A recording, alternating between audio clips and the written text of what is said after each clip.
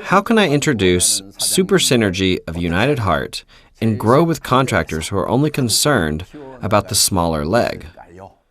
There are many people who are consumed by smaller and bigger legs. Here's what I think. Do you have Star Masters and Royal Masters in your bigger leg? If that's the case, it's indeed a much bigger leg. If you're on your way to Imperial Master, which follows after becoming a Royal Master and then a Crown Master, you should have several Royal Masters and Star Masters on both of your legs.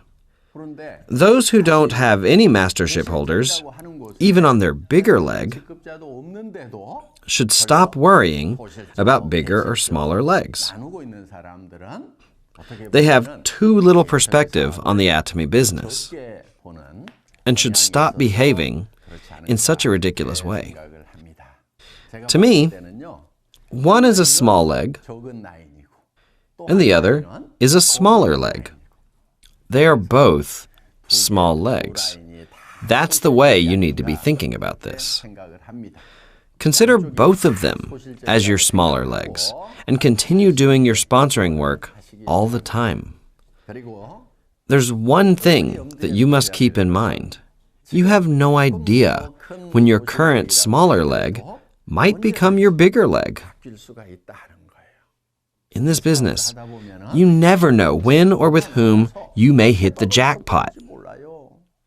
The conclusion is that you must care for both of your legs.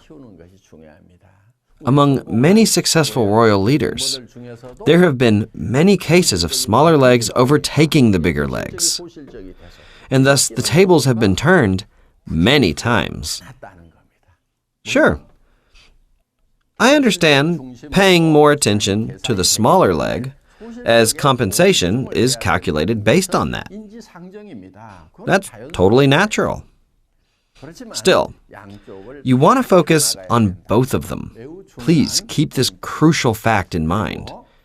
Here's why I am telling you to invest interest in your bigger leg too.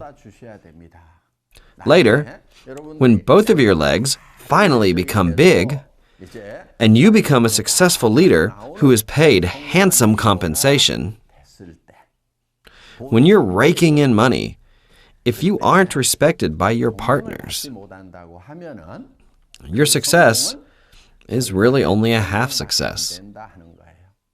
That's why, in addition to making a lot of money, you truly want to become a complete, respectful leader. When both of your legs are still little, you should never neglect your bigger leg. Both your small leg and your smaller leg must be well cared for. Got it?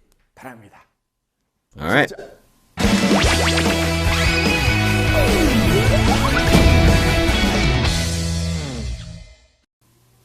Next question. I hear quite often, I'll make you a line.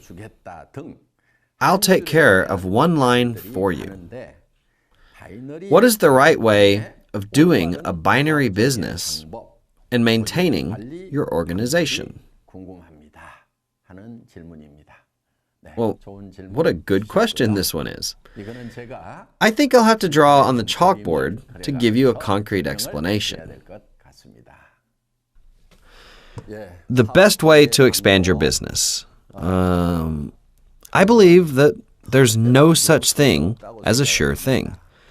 I'll share with you what's been talked about frequently. It's something like this. I heard there's such a thing as a sponsor line. The sponsor line is also called the original line, which will be totally taken care of by the sponsor. Therefore, all you need to do is look after the B line, and the rest will naturally be taken care of. This person right here says the same thing to others.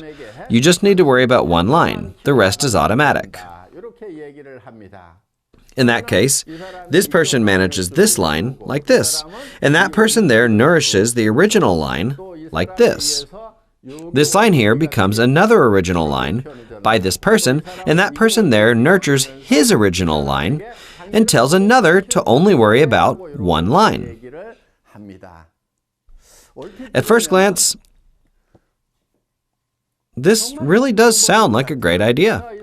That person over there goes on like this, and that person goes on like this, and this person goes on and on and on.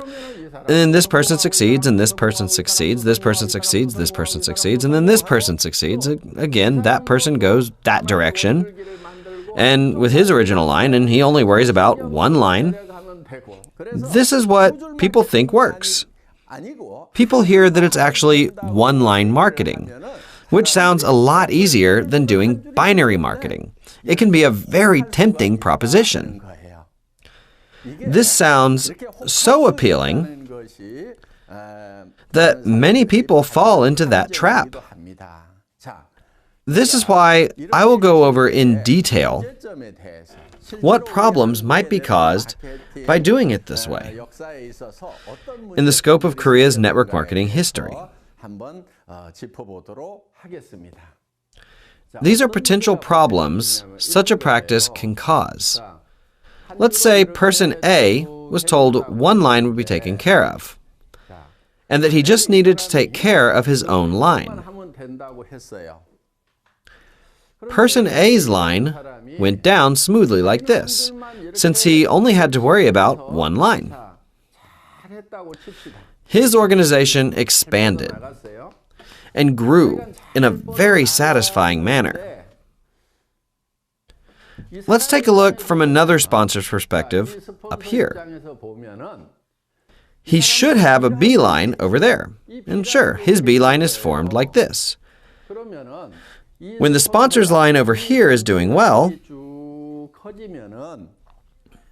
would he add more people to this line? Or would he add more people over there to his B line? Needless to say, adding more people to the B line is more beneficial to him. If that occurs, the person who was concentrating on the line here, believing this line was big, and now the sponsor's line is faced with a totally unexpected situation. For that person, this line becomes the bigger leg, and the original line becomes the smaller leg. He was told that the sponsor's line was the original line and the bigger leg, and to focus on the other line. But now, he's faced with this kind of problem.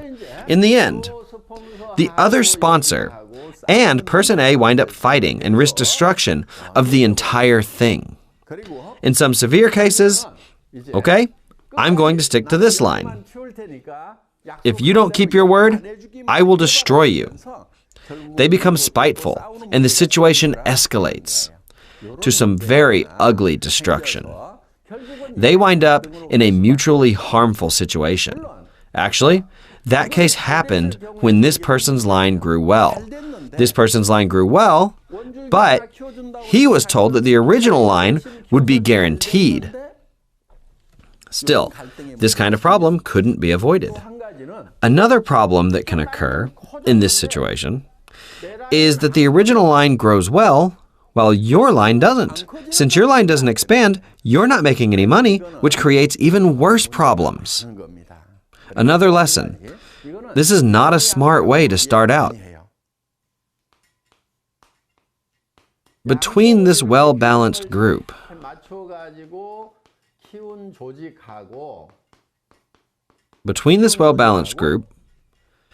and this lopsided group over here, if the sales of both groups are the same, will Group A or B bring more compensation to its members?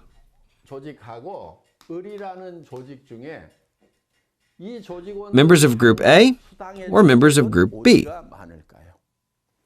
Naturally, the members of Group B. And I'll tell you why. This person gets no compensation here. No compensation for this person, this person. There are many people who collect no compensation here. In the meantime, this person is compensated and this person and so on. And there are a lot more people who get compensation. The total sum of members' compensation is greater in this group, so they can grow, prosper together, and energize each other in the long run. In the meantime, this organization will not be able to weather the times because the members cannot reap what they sow.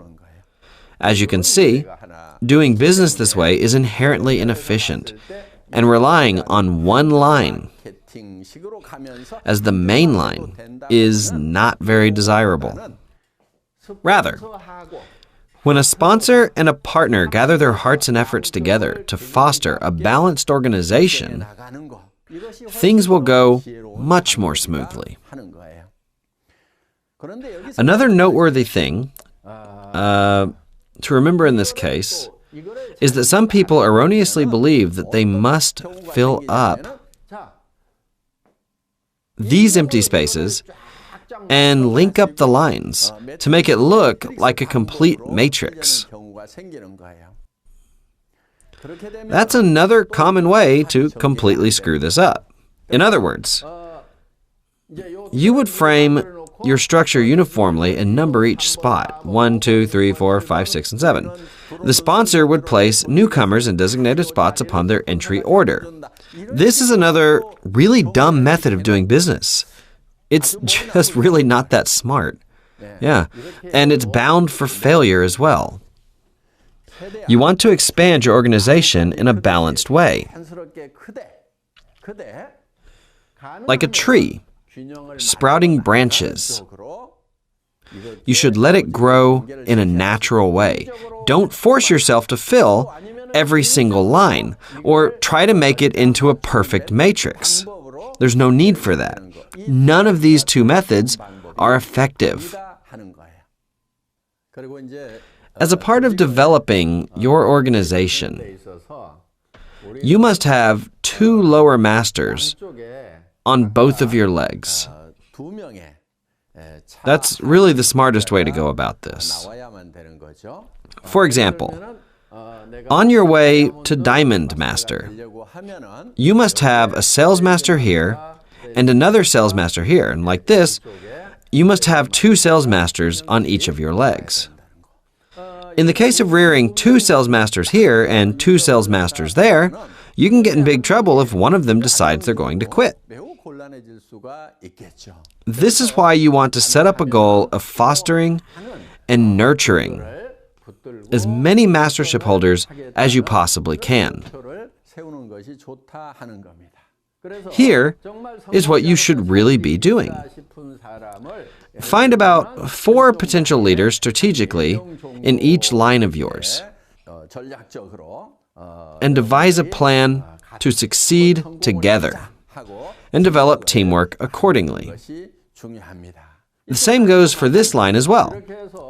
When it is going down smoothly, you would meet someone here and you meet someone there that you'd love to form a successful team with.